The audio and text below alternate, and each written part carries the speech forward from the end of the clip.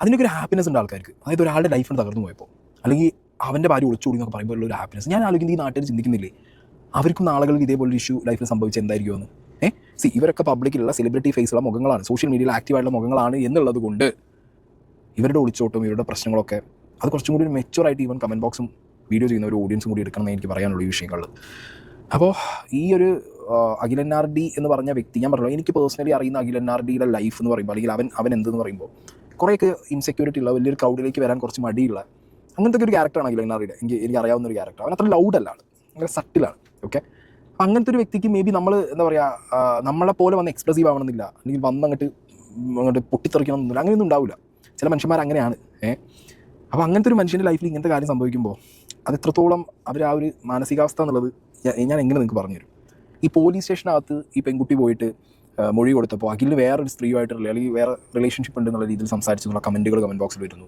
Comment ബോക്സിലെ കമൻറ്റുകൾ like എന്താ പറയുക, വേറെ ആളുടെ ലൈഫിൽ ഇങ്ങനത്തെ ഒരു കമൻറ്റ് ഇടുക എന്ന് പറയുമ്പോൾ ചിലർക്ക് അതൊരു ഭയങ്കര ഹരമാണ് തോന്നുന്നു.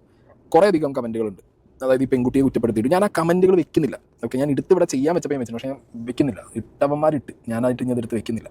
ഇതെന്താ പറയുക, ഇത് പറയുമ്പോൾ ചിലർക്ക് ഫീൽ ആവും. ബട്ട് ഞാൻ പറയുന്നത് ഹാർഡായിട്ടുള്ള ഡിസിഷൻസ് എടുക്കാതിരിക്കുക, അല്ലെങ്കിൽ അങ്ങനത്തെ ഒരു സിറ്റുവേഷൻ ഉണ്ടോ എന്നുള്ളത് അസസ് ചെയ്തതിന് ശേഷം മാത്രം ചെയ്യുക എന്നുള്ളത് എനിക്ക് പറയാം. അപ്പോൾ ഈ കുട്ടിയുടെ താല്പര്യമാണ് ആരൊപ്പം പോകണ്ടെന്നുള്ളത്. പലരും ഈ ബസ് കണ്ടക്ടറുടെ കൂടെ പോയത് എന്തിനാ, അഖിലൻ ആർ ഡീൻ്റെ മറ്റേത് മറിച്ച്. പക്ഷേ ആ കുട്ടിക്ക് ബസ് കണ്ടക്ടറാണ് ഇഷ്ടപ്പെട്ടതെന്നുണ്ടെങ്കിൽ അയാളുടെ പ്രൊഫഷൻ വെച്ച് അയാളെ തള്ളിപ്പറയേണ്ട കാര്യമില്ല. അയാളുടെ ലുക്സ് വെച്ച് അയാളുടെ ഫോട്ടോ ഒക്കെ പുറത്തിറങ്ങിയിട്ടുണ്ട്, അതൊക്കെ വെച്ചിട്ട് അയാളെ തള്ളിപ്പറയേണ്ട ഒരു ആവശ്യമുണ്ടോ?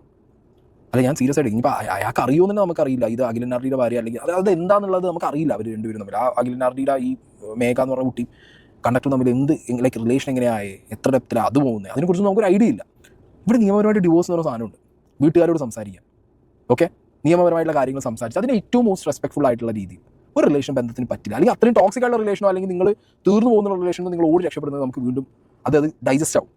എൻ്റെ അറിവിൽ ഞാൻ അറിഞ്ഞിടത്തോളം അങ്ങനത്തെ ഒരു ടോക്സിസിറ്റി ഒന്നും ഇതിനകത്തുള്ളതായിട്ട് എനിക്ക് ഫീൽ ചെയ്തിട്ടില്ല, അല്ലെങ്കിൽ അറിഞ്ഞ കാര്യങ്ങൾ വെച്ചിട്ട് ഞാൻ കണ്ടിട്ടും കേട്ടിട്ടില്ല. ഓക്കെ, അങ്ങനത്തെ ഒരു സാഹചര്യത്തിൽ ഓപ്പോസിറ്റ് സൈഡിലുള്ള ഒരാളെ ഒന്നും അല്ലാതാക്കിയിട്ട് അയാളെ സൊസൈറ്റിയുടെ മുന്നിൽ, സൊസൈറ്റിയിലെ കുറേ ആളുകൾ അയാളെ ബ്ലെയിം ചെയ്യുന്ന പോലെ, നീ കഴിവുകെട്ടവനാണ്, നീ ഒന്നും നിനക്ക് പറ്റിയോ, നിൻ്റെ ഭാര്യയായിട്ട്, അങ്ങനത്തെ ഒക്കെ കേൾക്കേണ്ടി വരും ഒരാണ് ഇങ്ങനെ ചെയ്ത് കഴിഞ്ഞാൽ. ഓക്കെ, ഇതുപോലെ ഇട്ടിട്ട് അങ്ങോട്ട് ഓടി പോകുമ്പോഴൊക്കെ നിങ്ങൾ ചിന്തിക്കുന്നത് ഇവിടെ നിയമപരമായിട്ട് ഡിവോഴ്സ് കൊടുത്തിട്ട് വളരെ മാന്യമായിട്ട് പറഞ്ഞിട്ട് തീർത്തിട്ട് പോയാൽ പോരെ.